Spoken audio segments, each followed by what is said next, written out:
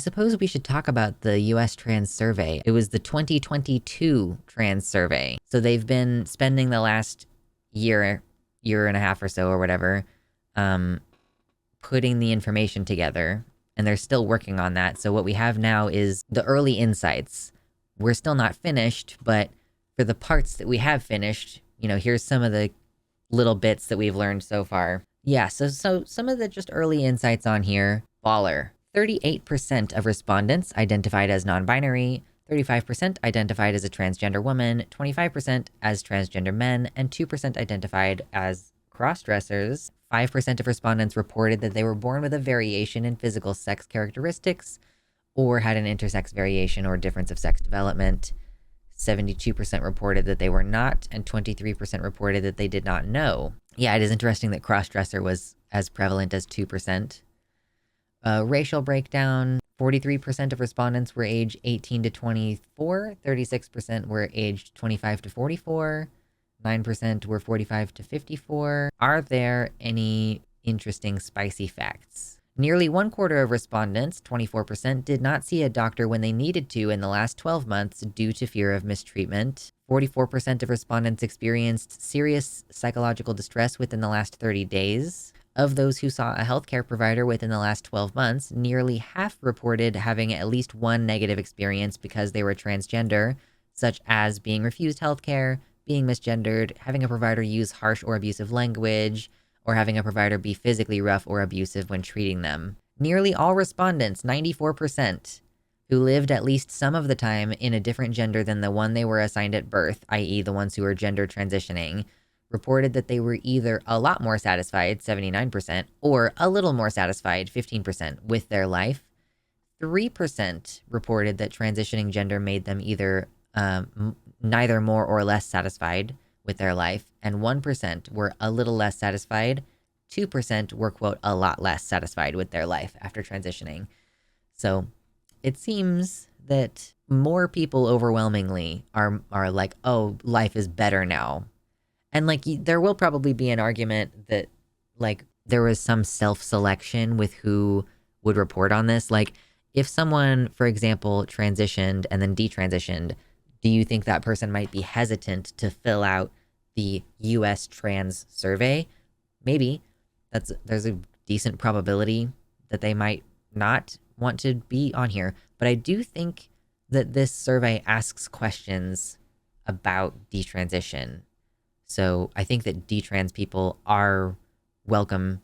And, people who are non-binary but don't strictly identify as trans are also welcome to join, because I think that might be one of the things that they look at and ask questions about. Although I'm not totally sure because it's been 2 years since I answered any of these questions. Hey, real quick, hit the like button if you're enjoying the content. Hit the subscribe button as well and turn on all notifications. And also take a moment to check out the links in the description for merchandise and Patreon, where you can find exclusive free content. I wonder what fraction of that 3% that reported reduced satisfaction, like I wonder how much of them were treated like absolute crap by people around them. Yeah, no kidding.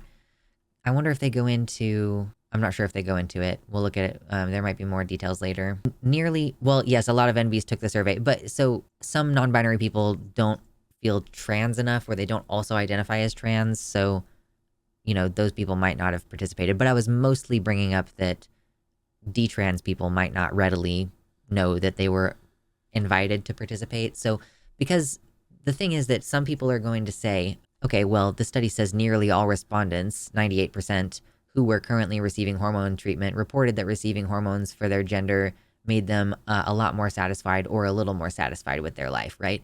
So what they will say is, well, of course, detrans people didn't take the survey and report their dissatisfaction.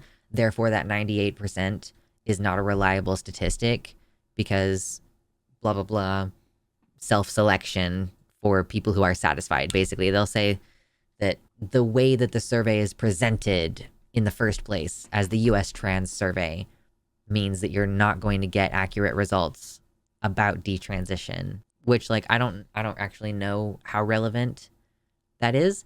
Like, okay, we need to do more studies then, I think, is the only thing, and like target different groups and ask the questions in different ways to see if we get different results. Oh, and of course, yeah, detransitioning doesn't automatically make you cis. The trans community will still, if you're experiencing gender dysphoria, it doesn't matter if it's happening because you were born a certain way and you don't like it, or if you transitioned and you realized you were regretful.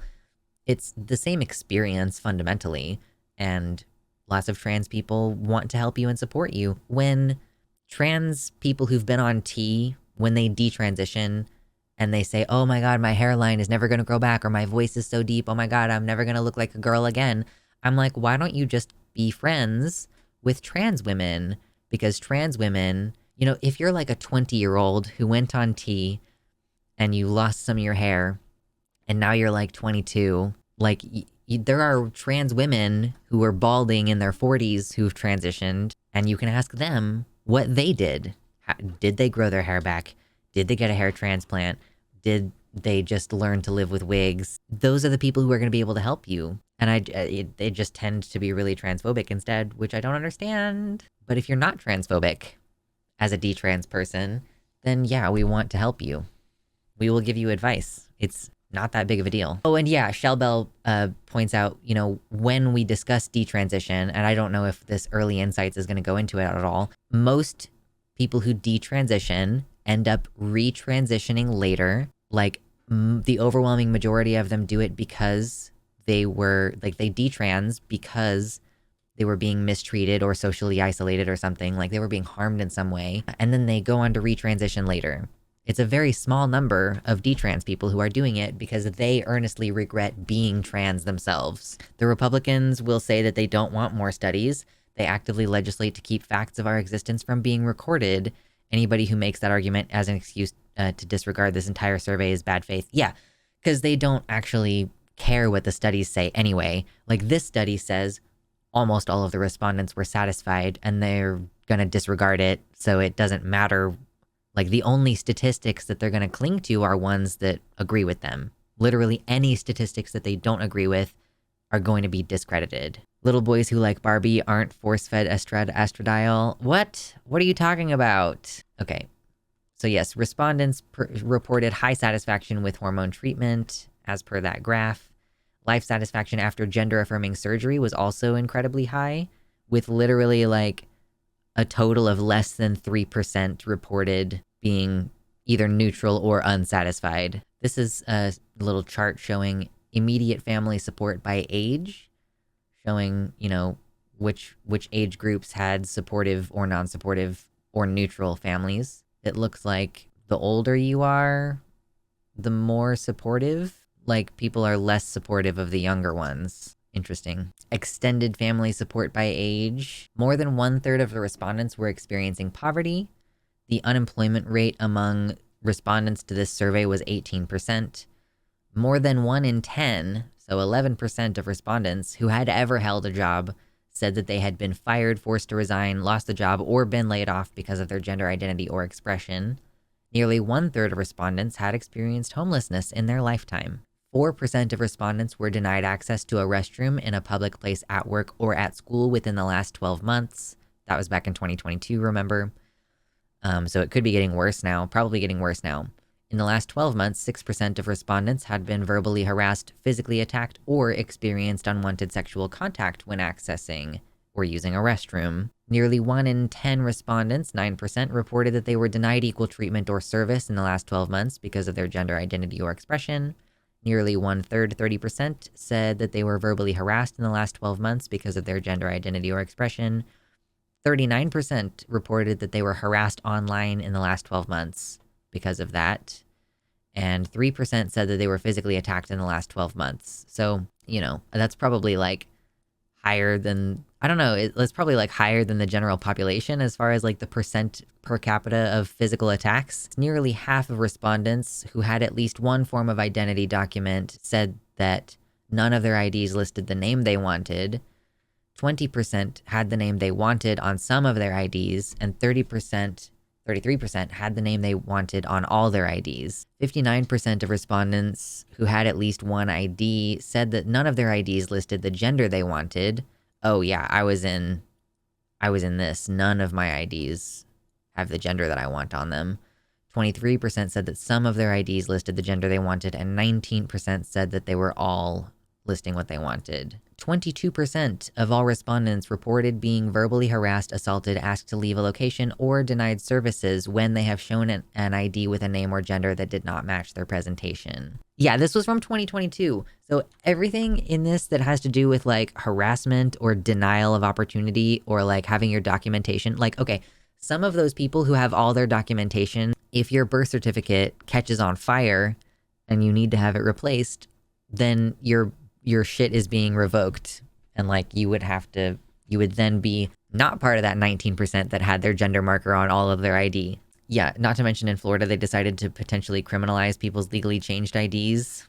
True. 40% of respondents thought about moving to another area because of their experience of discrimination or unequal treatment where they were living. 10% of respondents had actually moved to another area because of discrimination. Wow, I wonder how much higher that number is now. Must be probably much, much, much higher. Not potentially they did it. Well, it's that, like, it's not guaranteed that you will be prosecuted for fraud for changing your gender marker.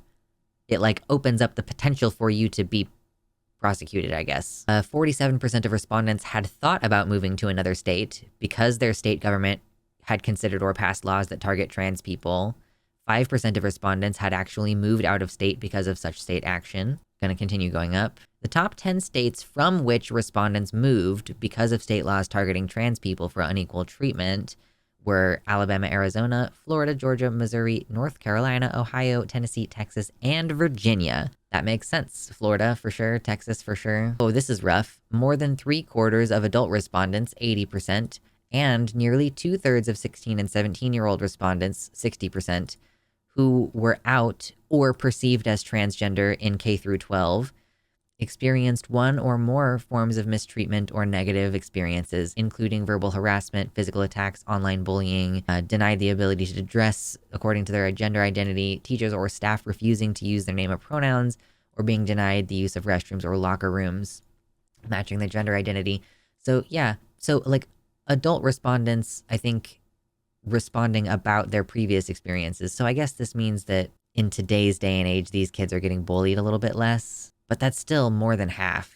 That's crap. So basically we're seeing, I don't think anything particularly surprising in here, that trans people are highly satisfied with their transition, surgeries and hormones both. We don't have any statistics about detransition on these initial insights, but as far as, you know, those basic satisfaction rates, I'm assuming that the satisfaction rates would show somewhat the percentages of detransitioners, because obviously detrans people are going to report dissatisfaction. We learned from this basically that trans people are treated quite poorly but are still happier for it, proving definitively that it is definitely the being trans making their lives worse and not society. True. Yeah, you know, a lot of folks have supportive families, but a lot of people also report mistreatment from like medical professionals in their lives and teachers and police. So generally, yeah, it is fascinating. It basically just shows repeatedly that trans people are overwhelmingly satisfied with our choices in our lives, and that a huge number of us experience negative social repercussions for just being out and being true to what we know about ourselves. Like being denied services, having to consider moving states. Not surprised by any of that, but again, lovely to see that the information is finally being collated and we can go in and look at those specific detransition statistics if we want later on. It is kind of shocking how positive and effective it is. I mean, yeah, I think that a lot of trans people are even surprised because we might have been diagnosed with dysphoria and we might even identify, oh, I'm unhappy with these certain aspects of my appearance. But then you start taking the hormones and you just feel better in your brain. And you're like, why? It kind of doesn't make any sense and is a little bit confusing. But it's like, yeah, the problem is that you're like allergic to the hormones that you make.